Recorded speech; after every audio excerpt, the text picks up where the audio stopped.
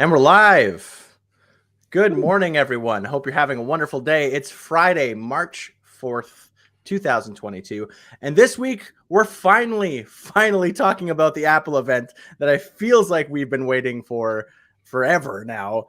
But it's finally here. It is happening next Tuesday, March 8th, and we are so excited. And we're also going to clue you in on some weird apps we found on our phone, but we love. So stay tuned for that. But before we get started, we did want to mention, obviously, the world has been shocked by the armed conflict that is currently going on in the Ukraine, and it has been dominating news cycles everywhere.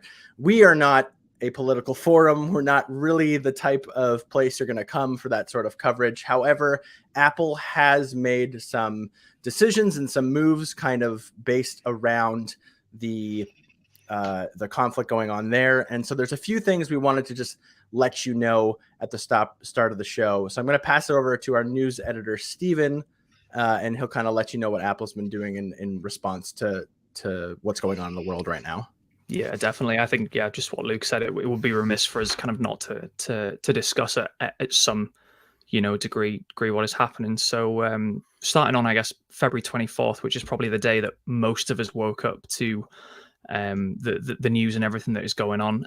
We've got Tim Cook who came out and he tweeted and he said he was extremely concerned about the situation in Ukraine and that Apple would be supporting some of the humanitarian efforts on the ground. So that was confirmed over the weekend. Tim Cook emailed out all of the employees just to reiterate that and also said that Apple, like I think a lot of companies will be doing, have promised to match employee donations to some of the humanitarian causes.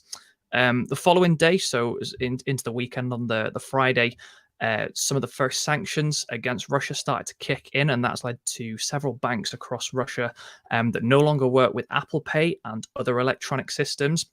And Apple again confirmed that over the weekend, and it has started removing some banks from its list of supported vendors in the country. By far and away, the biggest development came at the start of this week with Apple's, I guess, what you could call formal response. So Apple came out and in a statement, it said, "We are deeply concerned about the Russian invasion of Ukraine and stand with all the people who are suffering as a result of the violence." Apple's confirmed it's going to stop selling products in Russia. It did not say for how long, so that's really an indefinite measure. It's stopping exports into its sales channels in the country, and that it would deplatform some state-sponsored Russian media outlets from its app store, so notably Russia Today and Sputnik, and also that it disabled some Apple Maps features in Ukraine, and that was a precautionary measure for Ukraine citizens. While Apple has stopped selling products, some third-party retailers are continuing to operate, notably Apple's premium reseller partner in the country, Restore. They temporarily closed their stores and reopened them. However, in real terms, prices because of inflation and the sanctions have increased by real terms 50% just over the last few days. So all of the stores that are still operating are battling all of that. And the final development that seems to be emerging over the last few days is that Apple appears to have redesignated Crimea when you search for it in Apple Maps and also the weather. Now, this is an unconfirmed change. Apple haven't confirmed it directly. We can't know for sure when it happened, but now outside of Russia, when you search for Ukraine in Apple Maps or the weather, is clearly designated as Ukraine, where previously it has no designation. That, of course, is a disputed territory between Russia and Ukraine after Russia annexed that in 2014. And there was a big stir in 2019 when Apple agreed to designate that as a Russian territory for users inside Russia. So that is, it's obviously an extremely fluid and volatile situation. It's changing all the time. And we wish everyone who's affected by that, the very best. But I think that's basically a good roundup of where we are just now. And we can move on and get into the show. Yeah, thanks, Stephen. And like I said at the top of the show, we just kind of wanted to make sure you were all informed about sort of Apple's specific moves in case you're following the situation and we're wondering, because that is what we are here to do, to talk about Apple and all the Apple things. And now that we're moving on from that, and I think last thing I'll say is just I think I can speak for all of us when we all are hoping for a peaceful resolution a lot sooner rather than later. So absolutely. Yeah, for sure. But moving on, we have an Apple event to talk about, and I was so excited I didn't even introduce us. So let's go back for a quick second. I am Luke Filipovich, iMore contributor to Luke Filipovich. Joined with me as always is our wonderful contributor, Karen Freeman. How you doing, Karen? Hello, doing well. And we are joined by iMore's news editor, Stephen Warwick. Stephen, thanks for joining us from all the way across the pond. Absolutely, not at all. I think I've spoken enough so far. It's been all me. Yeah, so the big news, obviously, this week is that finally the Apple event is here. It is going to be on Tuesday, March 8th, streaming on wherever you want to watch it, because it is, once again, not an in-person event. It is a stream or a watch-only event. It is going to be all digital. And we're expecting a few things. We've been talking about the rumors for a while now, and kind of starting off the one that everyone's very fairly certain that is actually going to happen is the new iPhone SE. The iPhone SE was obviously updated back in 2020. Which was mainly kind of like a processor update. It still has the same old form factor as like the iPhone 7, iPhone 8. And we're not expecting too much changes with the iPhone SE, but the biggest one is that we're expecting 5G to come to the iPhone SE line, because the old one, even though it was in 2020, did not have 5G capabilities. So what do you guys think? What do you think? What do you think about the iPhone SE? Is there anything specific that you're like excited about for it? What do you think is going to happen with the current iPhone SE? Do you think they're just going to replace it? Karen, I don't know about you, but I am not really excited. I couldn't get excited about the previous iPhone. iPhone SE. I always described it as like the phone that you would buy like your mum or your dad, because like this, like, oh, my mum needs a new iPhone, get her the iPhone SE, right? That's just not like one that I would go for and stuff.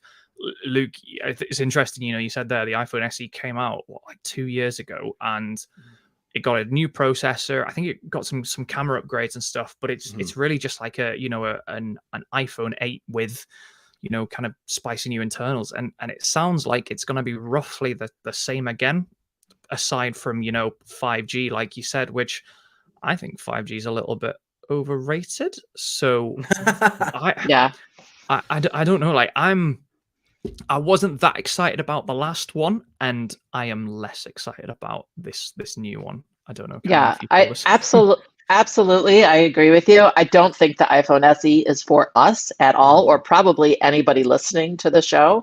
The iPhone SE is for your mom. It's exactly what it is. Even though your mom is probably closer to my age than my mom is, but anyway. I didn't want to say, but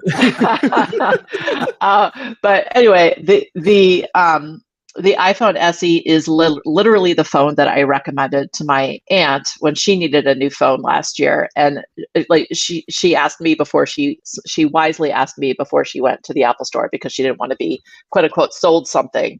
And I asked what she was looking for in a phone, and she said, I want my phone to be exactly like my old phone, but work. And I said, you want the iPhone SE? And she got it, and she was absolutely thrilled with it. And I think there needs to be that phone for people that don't want the quote unquote bells and whistles, that they just want a simple phone that works. They can text with their grandkids, or, whoever. I just shouldn't imply that only grandparents want this phone, but, it's just a simple phone. It's not terribly expensive. It does what it needs to do. I don't think it needs to be updated more than every 2 years. I think that's plenty, because people aren't rushing out to buy it because it's new. They're buying it because their old one broke. And that's all good and fine. And I think, upgrading it with spicier internals every couple of years, a little bit better camera, so that's all people need. We don't need to get rid of the home button. It's just going to confuse them. Just let them keep it as long as possible, and just enjoy having the same phone they always had. Can I just say, I love that the idea of internals of a tech device being spicy is catching on. Like I'm well, you just coined it, and I like it. So it's but it's I sticking. think that's a really good point. Like there is like a not like a certain demographic, but like a certain customer base attached to the SE.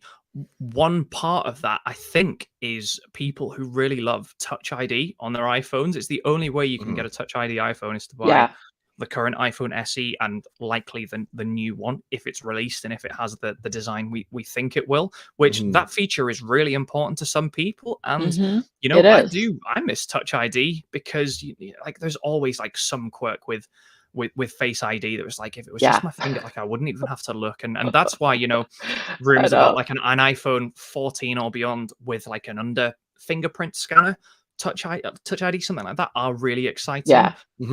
But yeah, I think, Karen, you're absolutely right. There is a real market for again, smaller than the iPhone 13, 12 range by and large. Smaller, cheaper, not underpowered. It will likely have the A15 processor that the iPhone 13 does.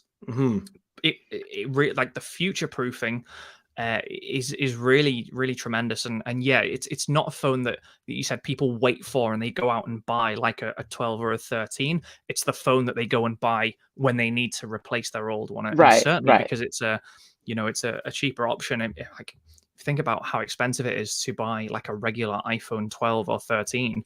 You can put that money towards an SE, and you could also, you know, pick up like AirPods and a watch or like an iPad or something and get yourself like fully assimilated into the Apple ecosystem where, you know, when everything's moving, that's the kind of the best way to enjoy it all. But and we shouldn't say just older people. It could just be people who just aren't interested in having a quote unquote fancy phone with all the latest. They just want a phone that works. You know, and also for little kids, like if I was buying a phone for like a tween, you know, somebody who it doesn't really, I don't want to spend a lot of money on a phone that a kid's probably going to dent or at best or lose.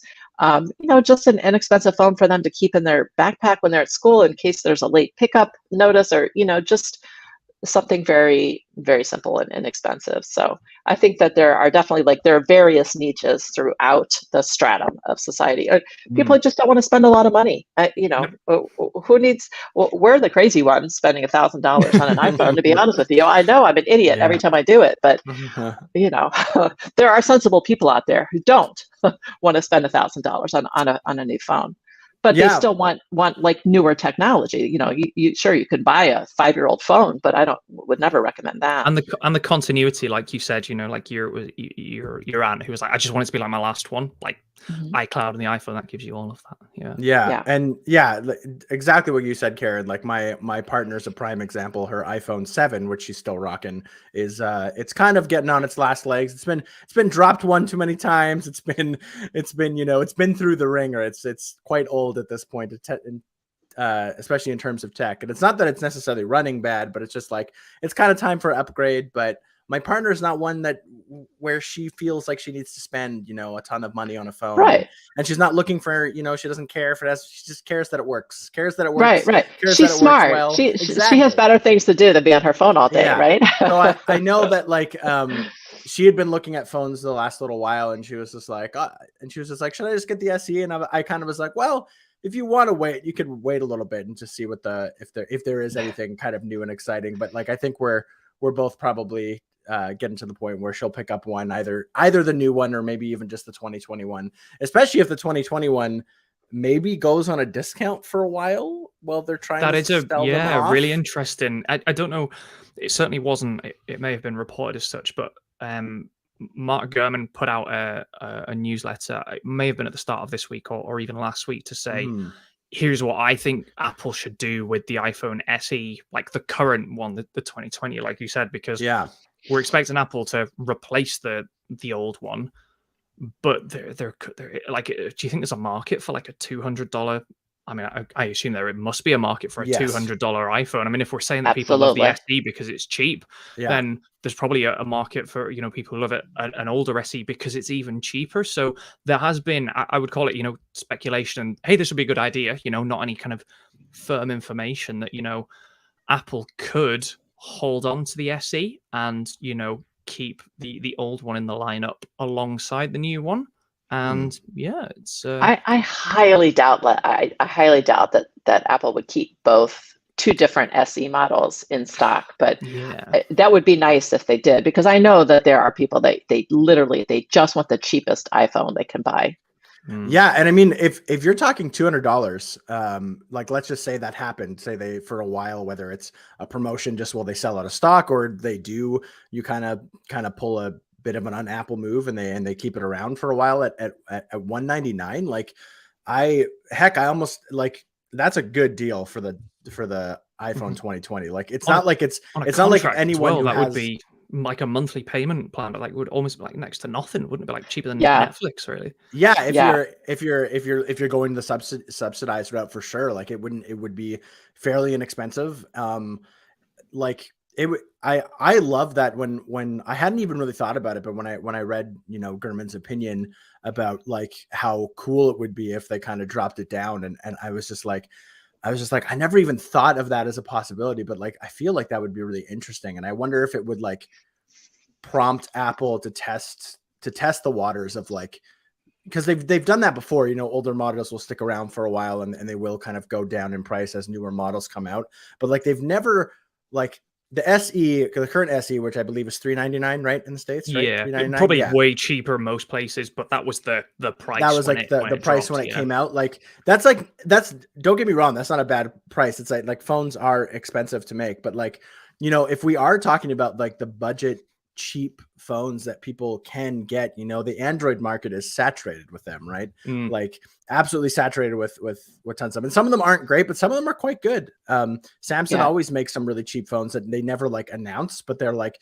cheaper versions of their Galaxy line that are actually like quite good. They just have stripped down features and it's good to have options. Yeah, and like Rob in the comment mentions that another niche market for the iPhone SE is like your mom who bought an Apple Watch and didn't realize that you had to have an iPhone. For somebody who really doesn't even want an iPhone or maybe even a smartphone at all, just wants the Apple Watch, you could connect it to it's nice to have an inexpensive iPhone for that purpose. But Rob, I just want to mention that you can actually connect your mom's Apple Watch to your phone. There is a way to set up her watch that way, so that she doesn't have to buy an iPhone at all. But we have articles about that on iMore. Yeah, totally. So that's kind of everything we're sort of expecting from the iPhone SE. Of course, we will never know for sure until it's announced on Tuesday, or if it is. But yeah, we'll know in 4 days. We're kind of expecting a 5G iPhone SE with some upgraded internals, probably to the A15 Bionic, which is currently powering the iPhone 13. So it's going to be a very capable device for sure.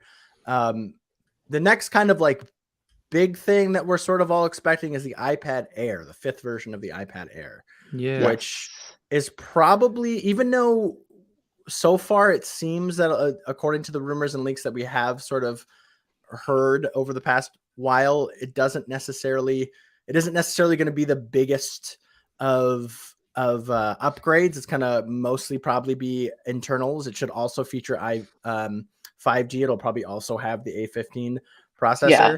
Well, they've got to catch it up to the iPad Mini 6. Yeah, and I think basically the larger version of that. Yeah, and the thing is, the Air is still like, even if you have the iPad Air, the 4th generation that came back out in 2020 again, I believe, it's a fantastic device. It really is. That was a great upgrade, wasn't it? Like, it was like the design change and like it was better than the iPad Pro at the time when it came out in like a lot of ways. And Luke, I know you have one. You did the review and stuff. Yeah. No, I didn't do the iPad Air review.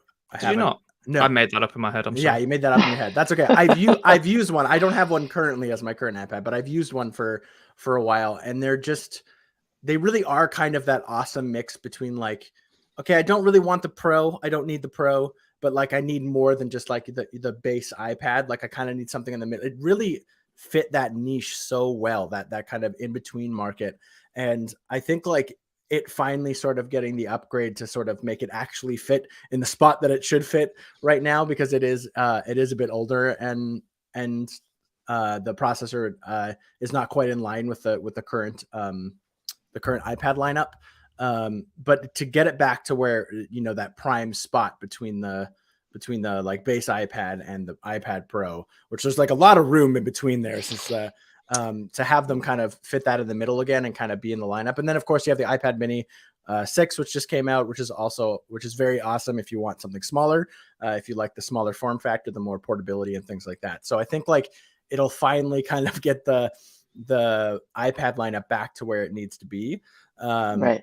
And I feel like, you know, some people who maybe missed the iPad Air the first time around because, you know, which wasn't time for upgrade for them, or you know, their old iPad was still working just fine, but now they're looking for it. I feel like there's been a few people I know who have kind of been like, well, I'm kind of waiting for a newer iPad Air because I know that it's coming, and then I can jump on it, and then I'll have it for, you know, a good 5-6 years after that. And so I know that there's some people who are kind of waiting for that middle spot to kind of get filled up again with a nice new shiny processor.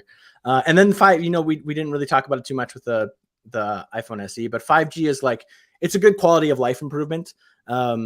You know, so I'm happy to see that start to coming to more devices, because obviously it's going to be eventually everything will sort of, I think it's still, I don't know how it is in the US or the UK, but in Canada it's still very much in like a rollout phase. Like it's not quite as the same here, quite as common as you know, regular LTE or 4G is. But yeah, is there anything else about the iPad Air that you two are looking forward to? Or no, I think again this is something I am excited because I like the last iPad Air I thought was incredible, right? But that was a really big upgrade, like we said. So they changed the form factor, which was a big drastic change from the old Type 2, you know, to reflect the iPad Pro. And they added a bunch of new features. You know, you've got Touch ID in the home button. It had a new camera, I believe. The internals, like we said. I think this will be a much tamer upgrade, more of like an iPad. I don't know what the last generation, what number that is, but it's like a 0.5 upgrade rather than like a full leap. So certainly I wouldn't expect to see any, you know, huge design changes or any, you know, mind-blowing features or anything like that. I think it's funny, there were some rumors that Apple was planning like an OLED iPad Air this year. That was going around a lot last year, but then also that it had been cancelled. Whether that's true or not, we'll probably never know. But I would hazard, I'd be pretty comfortable in betting that, you know, that it will be a very, I don't want to say like mediocre, but yeah, quite like a tame update. Like, don't expect, you know, like a big design change and an overhaul and stuff like that. This is really much like the iPhone SE will be, I think. So it may be that, you know, some people might look at it and decide to buy the old iPad Air, which will probably get a price drop. Apple will probably stop selling it, but elsewhere it might be a lot cheaper. But again, I think it's probably, I'm probably most excited. We'll get onto it, but I'm probably most excited for the new Mac that is or isn't rumored. We'll see what happens. Mm-hmm.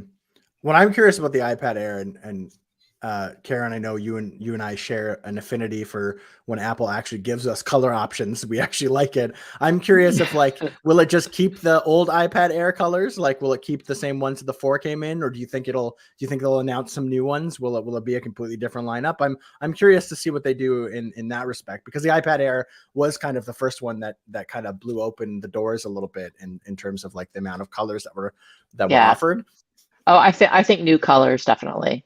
Yeah, and I'll be interested to see what those are for sure, because the iPad Air colors they were somewhat similar to what ended up being the iMac part of the iMac colors as well, and they're all really beautiful. They're all really like nice, like kind of like like slightly dulled but like still pretty vibrant colors, which are really nice. And you know, and then the iPad Mini even got like a purple one and things like that too. And so there's just like, Apple has sort of been expanding that so far, not on their Pro phones. Their Pro phones or their Pro devices still seem to have very drab color selections. But they usually get a blue. Pro equals neutral colors. Yeah. That's just what Apple does.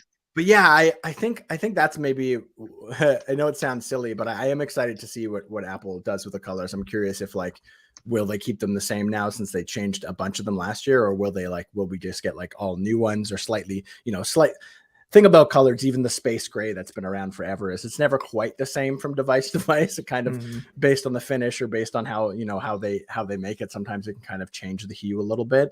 But it's always so subjective as well, isn't it? Like whether people like colors or don't like colors. like I've always been really irked by the fact that like you said, the colors aren't quite the same. Like you can't buy like an iMac and like a matching iPad Air, which like I know it's quite a specific scenario, but like I do miss when there was like a, you know, like a rose gold, silver, space gray iPhone and matching iPad, Apple Watch, other, you know, devices and stuff. So we'll see what happens. But you do risk like upsetting folk if you get like it's like, oh, I wanted the blue one, but like the blue you've picked stinks. So like there are no colors that I do want to buy or whatever. It's a tricky field, isn't it? Yeah, it's interesting because like, you know, for so long, like it's really only been the last couple of years that Apple has finally like kind of expanded. Like for so long, it was just like always like silver, space gray. Then when I remember when they came out with gold years and years ago, when they first came out with gold, and that was like a big deal. And then they did the rose gold, and like that was for the longest time that was kind of like it. But now in like recent years, it's really like, you know, they've really been offering more stuff. Even on the Pro line, we joke about it a lot, but they have, you know, they did like the midnight green, the iPhone 11, then they did the Sierra blue and the Pacific blue. I'll switch those: the Pacific blue for the 12, the Sierra blue for the 13. So like they've been trying at least. The thing as well is like the colors are never how they look in. So I remember, just because you mentioned that, when the 13 came out with Sierra blue, I had the Pacific blue 12, and I was like, I'll probably get the blue 13. And then I saw the press photos of the blue for the 13, and I was absolutely gutted. I was like, oh, this is terrible. So I ordered a black one, and then everybody's blue phones started arriving, and they were like, oh, the blue looks nothing like the press photos. It's so much nicer. Like, it's so much more vibrant. I was like, oh, I've made like a huge mistake. So I had to actually... I still know people at the Apple store where I used to work, so I was like, "Can you please like give me like a blue one?" And they figured it out as well. And but yeah, so sometimes it takes seeing that. Same with the iMac. Actually, I found that sometimes it takes seeing the colors in person to really appreciate, you know. Metallic colors don't always translate in photos very well. Not. No. And like even when you're saying even the press photos, which are like, you know, a lot of times they're even renders, they're not even necessarily like full on photos of the device. Like you would think that it would be able to kind of be as close as possible, but there is something about it, like when you finally see it, especially like even in your home environment or even just yourself, like there is a difference. Like I remember when they first announced the iMac colors, I thought they were ugly. I thought all of them were ugly when I first saw them. And then like when I went into an Apple store and actually like saw some on display, and then I was like, oh wait, these are actually like nice. These are the blue especially, isn't it? Yeah, which is the one I did end up getting, is the blue one. But like you know, even the other colors, I actually think that they're all very quite nice when you look at them in person. But like I remember during the event, I was just like, oh, why did they choose that route?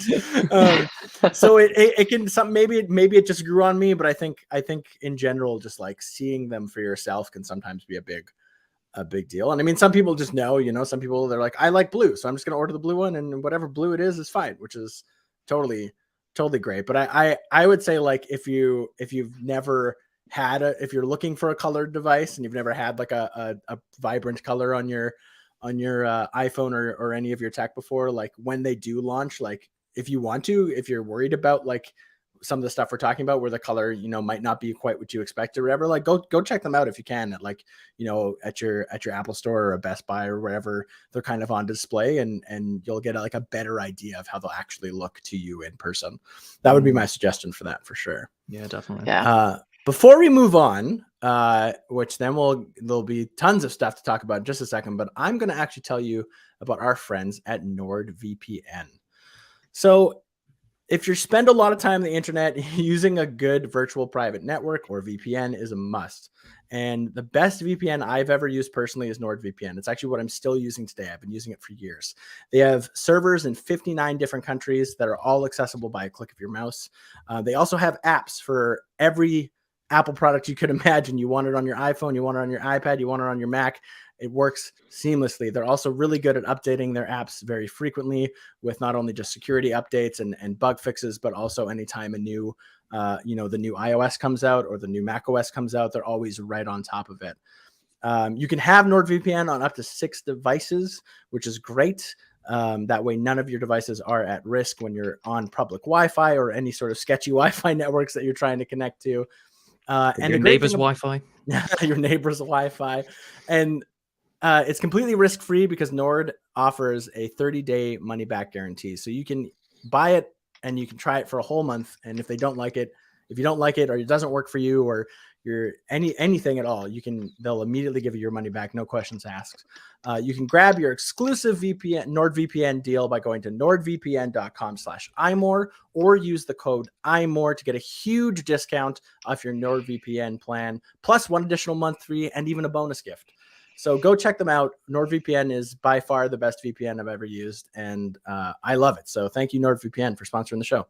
Woo, thank you. All right, probably the biggest and most contentious, maybe, expectation of the Apple event is that there's supposed to be some sort of Mac. And I say some sort of Mac because we've gone through the whole gamut of Macs at this point. I think like every Mac has been rumored to be released at this event at some point. There's been a upgraded 13-inch MacBook Pro rumor. There's been the iMac Mini getting the M1 Pro and the M1 Max chips. There's even been an iMac Pro was rumored for a while, although now that seems to have died down a bit. What would be the thing that would surprise you, or like you would be the most excited to see in terms of Mac at this event? I don't know, because we've like the official sort of like, like Apple sometimes puts its products in databases before they're announced or released or whatever. So Apple has 3 new Macs floating around. We know one is definitely a laptop, and I think we also know that one is definitely like a desktop PC or like an all-in-one. So it's like open season at this rate, which is, what, it's exciting. It's nice to know for once, like it's nice to not know, rather, what we're expecting, and to have, a bit of like, oh, could it be like a new MacBook Pro or like a Mac Mini or like an iMac and stuff like that. So I think what would be the most like surprising would be, I think like a MacBook Pro, but with an updated design. So if you don't know, so the biggest change we're expecting is new Apple Silicon. So 15 years ago, it feels like Apple released its first M1 Apple Silicon chip. What was that? The end of 2020? Does that sound right? Yeah. End of 2020, and there was a new MacBook Pro, new MacBook Air, and a new Mac Mini. Since then, there's been the M1 Pro and the M1 Max chips, and the new MacBook Pro at the end of last year. So we're now expecting the second generation of Apple Silicon. So it won't necessarily, it would be surprised. It won't necessarily be faster than the M1 Pro and the M1 Max, but it will be the next iteration of like the M1. So likely more performance, better power efficiency, less power draw, less heat, that sort of thing. But we're expecting it, we're hearing it'll be inside the M1 MacBook Pro, and that nothing else will change, which I thought that rumor was a bit of a surprise. I thought if there was going to be like a new 13-inch MacBook Pro, at least some of the design from the 14 and the 16-inch version would carry over, because they did change quite a lot of it. Like the enclosure, it's all, it's a different shape. They dropped the touch bar. So that for me, so I think I was surprised by the rumor, but now the rumor is in circulation. I'd be surprised if we get like an M2 MacBook Pro and anything else really has changed, because I think the spotlight will be on the silicon and the internals. So yeah, iMac, that would also be a big surprise. I mean, this is the thing; it's like we just don't know. It's yeah. I put out a tweet from the iMore account earlier this week asking people what they want to see at the Apple event. And one person responded that they desperately want a 27-inch iMac. They don't even care if it's Pro or not. So I do think there would be a market for a larger iMac. So yeah, definitely. I would love to see like a bigger iMac. I think we talked about this last week or the week before a little bit, but like either just a bigger M1, M2 iMac, or like a larger iMac that is also like a Pro iMac, right? And there are so many routes they can go down now. They've got the different chips and the different designs and stuff. It's a very exciting time to be a prospective Mac customer. Yeah. I guess Mac Mini, that is also another option. I wouldn't be surprised that, one thing, if Apple was to, have a bit of consistency, that M1 came out and we got a MacBook Pro, a MacBook Air, and a Mac Mini, it would make sense that Apple updated all three of those devices with an M2 chip, and we got like a new MacBook Pro and a new MacBook Air and a new Mac Mini. Yeah, so Mac Pro, that would be a huge surprise. That's apparently in the pipeline for much later this year, so that would be a surprise, definitely. But yeah, what are you guys hoping for? What do you want to see? Yeah, I think it's interesting. Like we've kind of heard that there's at least going to be one Mac, which makes me. I've wondered about this. I've wondered like how much they're actually going to announce right now, because to me, like, for example, the Mac Mini, updating the Mac Mini with an M1 Pro or an M1 Max, and then sort of being able to phase out the Intel Mac Mini that they still sell right now.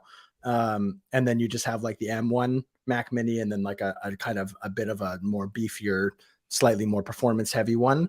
Kind of makes sense to me. I think there's a lot of market for that. The Mac Mini is quite popular. It's, it is that mini PC that you connect your screens to and you're good to go. And a lot of people really like that. It's a nice little workstation. The M1, it's actually, if you have just the basic M1 chip, it actually performs the best in the Mac 1 Mini, in the iMac Mini.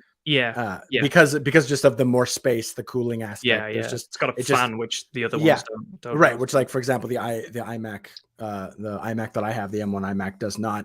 So that it'll actually run the slightly just a bit better than kind of every other device sort of on the Mac Mini. And so like putting something like they say that the M1 Pro and the M1 Max were designed kind of very specifically in mind for the MacBook Pro when they made it. But I'm curious if, like, if you pop that in there, are you actually going to get a little bit more performance out of it, just because there's a little more space to work with, a fan to kind of cool it down. So I think that would be I wouldn't be surprised if that's something that's announced. And I actually think it would be good. I think it would be great. But like, in terms of like the new Mac that we're maybe expecting, I'm kind of flabbergasted, because I feel like we've heard so many different rumors about what it could be. And like, part of me still feels like if they're going to introduce M2, doesn't it make sense to do it on the MacBook Air? Like, yeah, well, that's what I'm saying about, like, I wouldn't be surprised about like a new MacBook Pro, Air, and Mini. I'd just say, if we get a new iPhone SE and a new iPad Air and a new MacBook Pro and no design changes, like, it was going to really stink for the event. Like, I'd like, give us something, Apple. Like, come on. Like, that's why I'm hoping for like a 27-inch iMac or something, because I want to see like a new product, not just So we always like to read the tea leaves when we see the invitation. So what do you guys think? It means the peak performance, but it's not spelled like top performance. It's spelled like, let's get a sneak peek.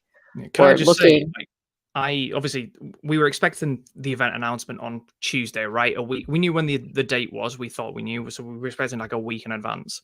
And then like it didn't happen, and it was like, maybe with everything going on, Apple's just like, we'll not do it, right? And then of course Wednesday, it came, like a few folk, myself included. It was, we said, well, maybe it's just they've gone for the 6 days instead of 7, which maybe that's the new thing for Apple. But like, I was on Wednesday, I was sat waiting for the announcement, like at the expected time, and I saw the first peak performance like thing hit Twitter, like someone uploaded it, and I immediately it was Sammy from Mac Room, shout out if you're listening. I assumed it was a joke because I thought peak was a typo. It was spelled wrong. What a stupid attempt to fool all the bloggers and news writers. I was like, I'm not falling for that. And sure enough, like, it started to pop up in like 3, 4, 5, like more and more and more. And I was like, oh, that's so funny. And then of course I got one, and I was like, well, oh, this is real. But yes, I thought the peak performance is very interesting. I mean, I feel like it points to virtual reality, don't you think? Well, there's like a mixed. A lot of speculation because of this, since the announcement, that peak, like you said, refers to some audio visual experience. Somebody noted that one thing that has been speculated that I don't think is correct is that people are saying that because there's an AR, the thing when you get the Apple event and then you take your phone out and you can do the AR, like the cool logo. Yeah.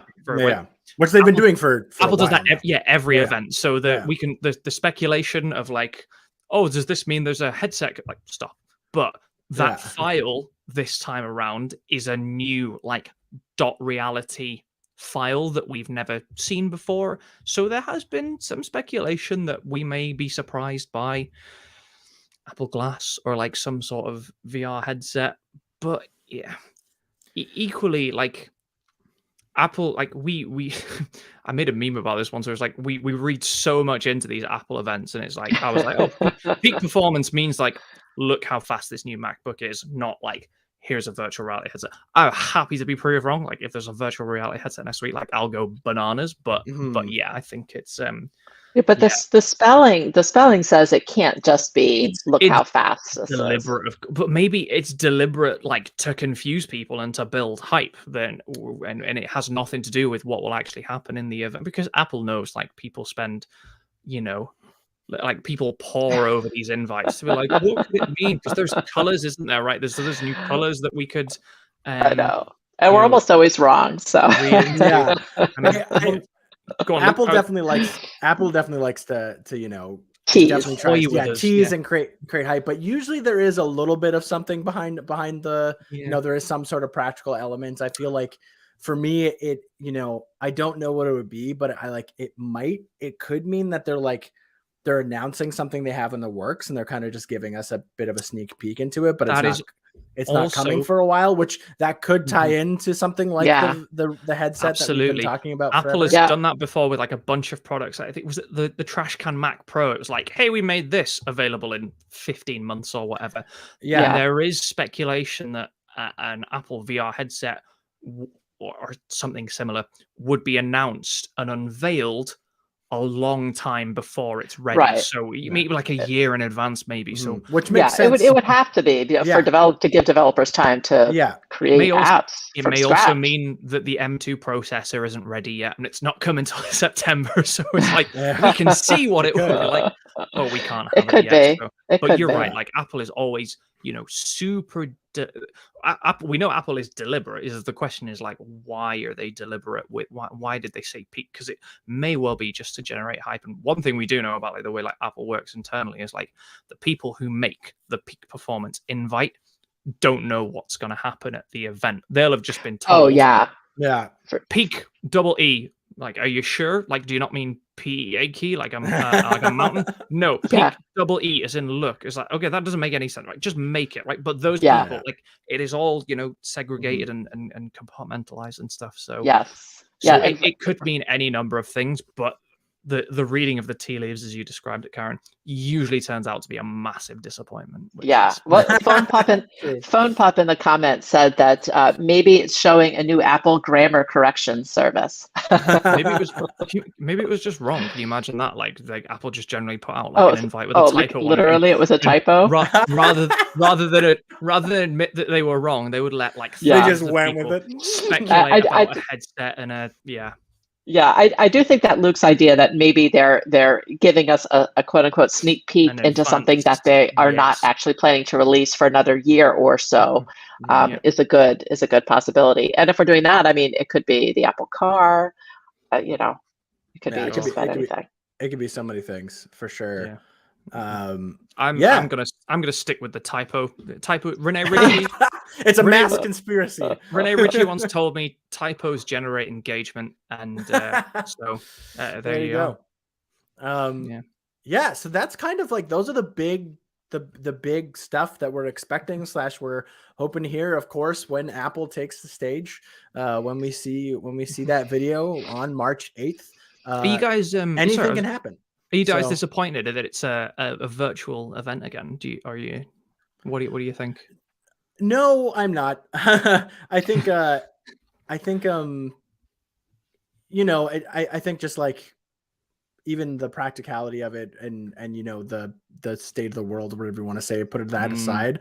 I actually like it's kind of a double-edged sword. As a tech journalist or writer, the pace of them is very fast. It's a nightmare. Which is hard for us to get the information out as quickly as possible. We as baseball, like we as a news team had to develop like a whole new way of covering these events just because the virtual ones are so quick. Whereas with an in-person event, you have, time with people walking off stage and pausing for applause and things like that. But the demonstrations usually go a little slower and just things like that. So from that perspective, it's a little annoying. However, like to have so much stuff and for it to be like so tighter, and like obviously Apple's very good at what they do and they're very well produced and they're always great. So the music and the production and things. I would say like if I was just like purely a consumer and I didn't have this job, I think I would be all for them just keeping them all digital all the time, because they're just like so streamlined but so like nice and beautiful, and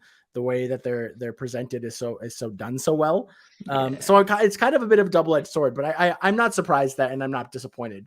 I think I'm ready. I'm getting my fingers ready for all the typing I'm going to have to do. I'm doing my exercises, but I think it'll be good. I've enjoyed all the events that they've done this way so far. So I think the pre-packaged events are much nicer to watch, just purely from an entertainment perspective. But I do hope that they go back to doing something in person someday, even if it's sort of a hybrid model, because I think having the media be able to go in hands-on with the new products and test them out for themselves and take their own photos and videos, I think that's really valuable to have. So hopefully they figure out some kind of hybrid going forward.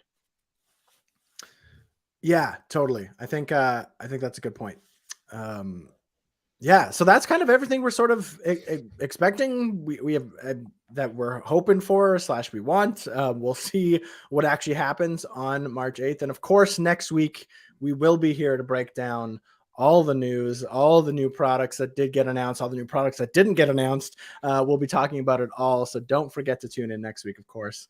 We're going to move on. We're going to end the show on a bit of a lighter note, and we're going to talk about weird apps, because the App Store is filled with who knows how many apps, hundreds of millions of various apps, all that have, some of them that are very broad, some of them that have one specific use. Remember the flashlight apps that we all used to have on our phones years and years ago? Lightsabers. iBeer. Lightsabers. The pouring beer. Remember the pouring beer one?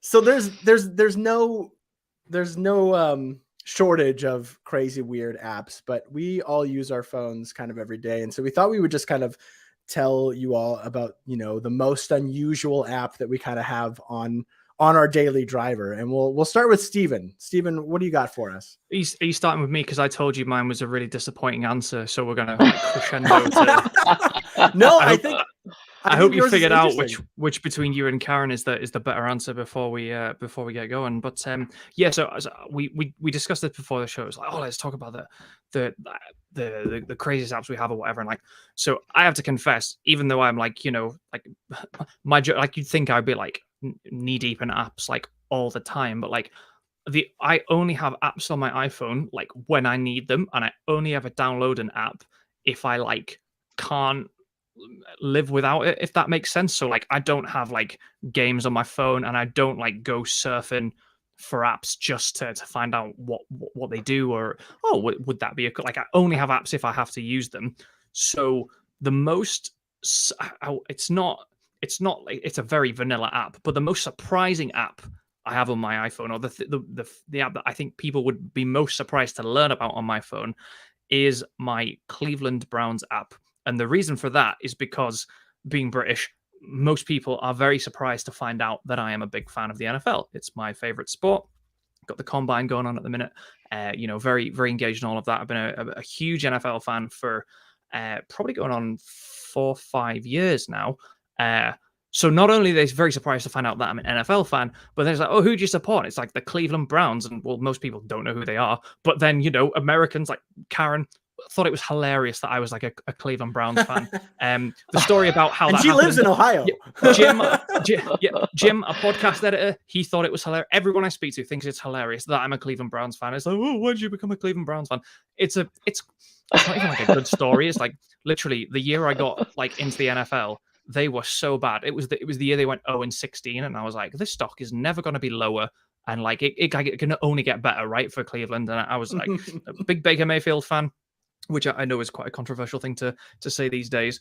But I bought the stock low and I bought hard, and I've been a diehard fan ever since. So that is why I have the Cleveland Browns app on my iPhone, and that is by far and away probably the most surprising thing on my phone, which I hope is reflects just how boring like my app library is, because that is the best I could come up with. So there you go. I think what's funny is I was also surprised when Steven first started working for us, and obviously I was following him on all the socials and stuff. I remember like I don't follow the NFL at all. It's not my jam. I'm more of an NHL kind of guy. Obviously, being Canadian, I feel like we have to. It's in our contract. I remember like the only NFL news I get on my timeline is when Steven's watching the game and he's either complaining about it or saying things. And like, I don't know what's going on, but it's like the funniest thing of all time to me. So I love your update. It's the Browns. It's a lot of it. So there's a lot of complaining. Don't worry. Yeah. A lot of that's good. John that's a good one now. Noted Cleveland Browns fan, very famous. So there you go. Maybe it's catching on. Maybe you'll. Absolutely. Maybe won't. There's two of you. There's at least two of you, both in the tech space too. Yeah, so the franchise is really taken off. So yeah, that's right. Well, I should go next because I think yours is the best, Luke. So okay, sure. So my app it's not really a weird app at all. It's just weird for me because people they look at me and I'm a certain age, and people who know me in person know that I'm a religious school teacher. I actually teach Bible to children. And the weirdest app on my homepage for me is the SiriusXM app, which isn't weird in and of itself. But what's weird is the only reason I subscribe to SiriusXM is because I'm a huge Howard Stern fan. And I'm the only one in my family. I mean, my husband will listen to it, but he's not a big fan like I am. I have been listening for, I don't know, decades. And I followed him to Sirius, and I continue to pay for it every month as long as he's there, and I love him. Is Howard Stern the one that does?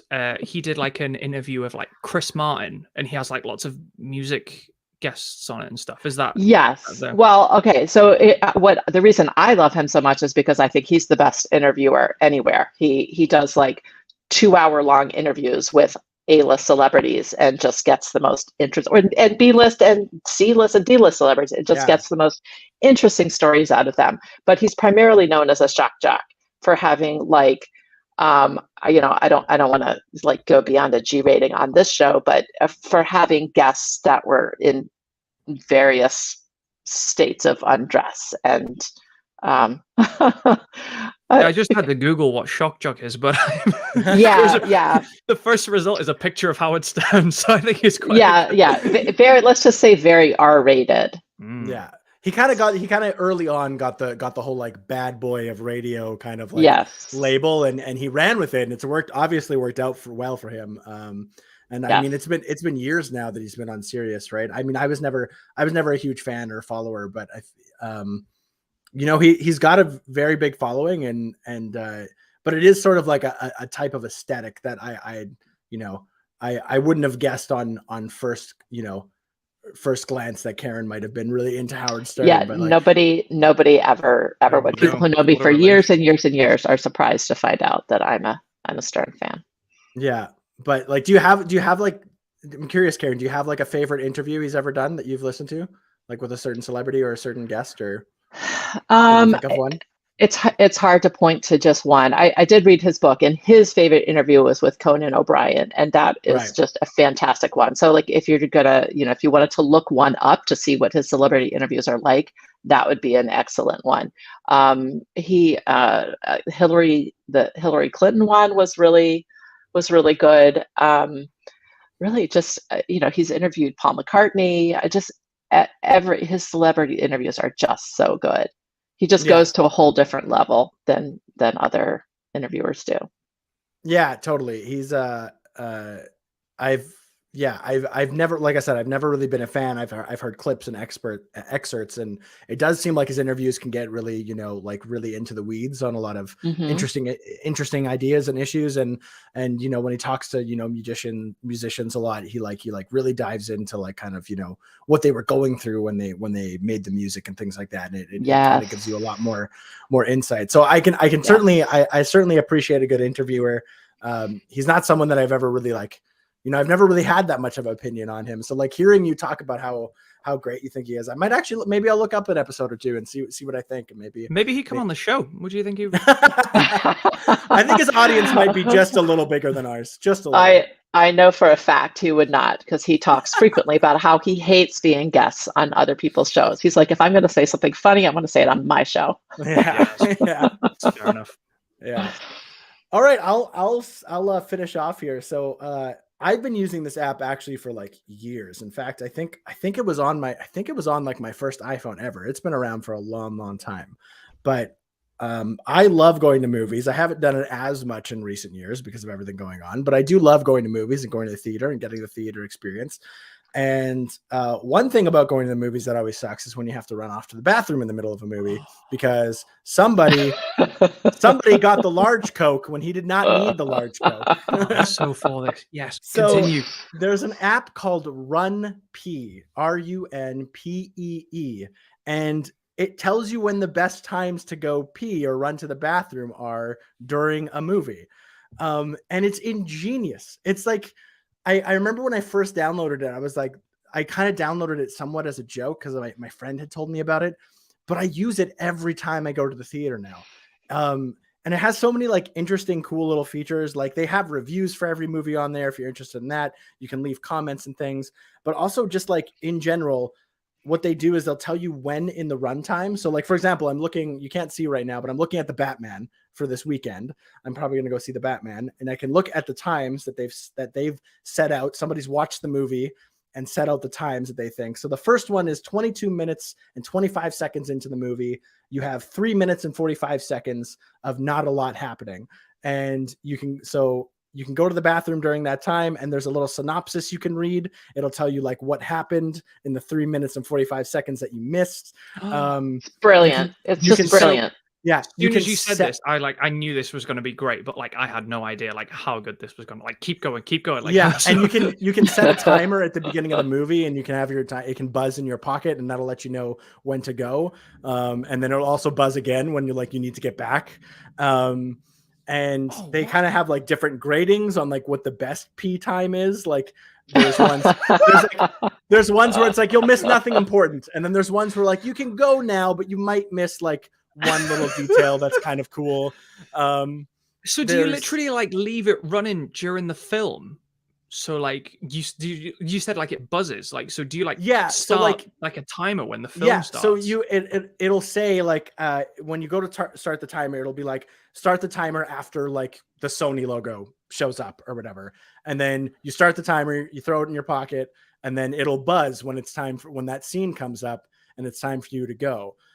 If you don't want to use the timer, you can also just look beforehand, and like it'll give you specific like lines of dialogue. Like for example, the very first one that I said for the Batman says 22:25, Bruce will say to Alfred, "You're not my father," and that's your cue to go. So if you want to remember that, you can. And then it's just I've been using it for years. I find it so useful because I it sucks to pay for a movie and not sit through it all, but like if I buy the large Coke, which I almost always do, I'm gonna need to run to the bathroom at some point. I don't want to miss anything. I refrain from I won't buy drinks at movies this is like my worst, like not nightmare, but like I hate going to the movies, and I hate having to leave because I'm always scared I'll miss something. Like, and I have like, I know like the Avengers Endgame, I had to like look up like when's okay to go to the bathroom, and it's when Ant-Man is sat on the bench and Hulk passes him a taco. That's when you go. That's like I remember that from the thing. But to have like an app that like does the whole thing and like, oh, here's what you missed in the meantime, and Runpee is now the most interesting app on my iPhone as well as Luke's. And Stephen in the comments says it also will tell you if there are clips in the credits. Yes, that was the last thing I was going to get to. So it really is kind of like an ultimate movie app. Like it will link to Rotten Tomatoes. If you want to go see that, you can just press that and it'll give you the Rotten Tomatoes scores. They have their own reviews. They tell you when the best time to run to the bathroom is, and they'll tell you if there's an extra credit scene. So like if you're, if you don't want to stick around for the credits, and then you can go, or if you're like, oh no, I do want to stick around for the credits, they'll let you know, which is it's pretty cool. It's like an overall super useful app that like I thought was such a joke when I first started using it. And then the name is so silly, right? Yeah, yeah. And like, but not if you'd like to sponsor this podcast, Run P, if you're listening. Like, get in touch. And like, what's cool too is like some features that they made early on too is like they never had a dark mode because like obviously you shouldn't really be on your phone as much as you can in a movie theater, but like their app is dark. Like there is no dark mode, it's just dark. So like if you did have to look at it, it's a little less distracting, which is nice. If you're just setting it up or whatever before you put it in your pocket. It's free to download. For anyone who's wondering, it's free to download. There is a subscription. It's like a monthly subscription of like $1, I think, or you can like, I can't remember what it is, but you can buy like an unlimited subscription for like, I think like $40 or something like that. I'm not sure the exact prices. It might not be worth it to you. You might think it's silly, but like I use it every time I go to the theater, and I'm really glad that I have it in my pocket running. So can we end on the comment in the live chat that says I am a camel, so I don't need to go until I stand up? Yeah, Craig, that's a great way to wrap up our show. Thank you all for coming to join us on the live chat. Anyone who's listening later in your podcatcher of choice, thank you so much. We're really excited for the Apple event. We hope you are too. And come back next week when we're here to talk about everything that happened at the Apple event. And we'd love to know your thoughts and opinions. And if you want to tell us about a weird app you have on your phone, tweet us at iMore and let us know what's the weirdest app on your phone. Will be interesting to. If there are good ones, we might even feature them in the next show. And this will become like a segment or something. So who knows? So yeah, get in touch. Teach us something new. It'll be great. Yeah. And also we want to start doing this regularly, have like a little end segment where we talk about something other than news and rumors. So if you have ideas of things you'd like us to talk about, whether it's a specific kind of app or just accessory or an accessory. Yeah, we know a lot about accessories. Just, again, you shoot us a tweet at iMore. Or you guys know how to get in touch with us. Let us know. Yeah, totally. But until next time, this has been the iMore Show. Thank you, Karen and Stephen, for coming along. And thank you. Want to say thanks to Jim Metzendorf, our wonderful audio editor, who always makes us sound so good. And I'm excited for next week when we talk about the Apple event. See you. All right. Talk to you guys later. Bye. Bye-bye. Bye.